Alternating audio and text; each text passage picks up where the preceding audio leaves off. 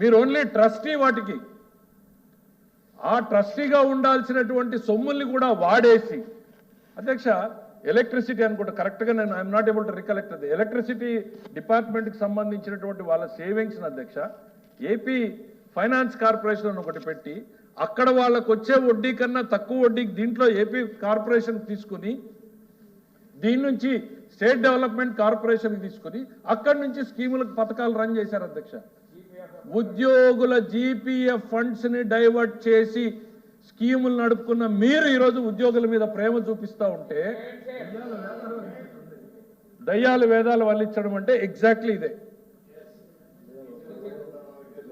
దయచేసి yes we are concerned అధ్యక్ష.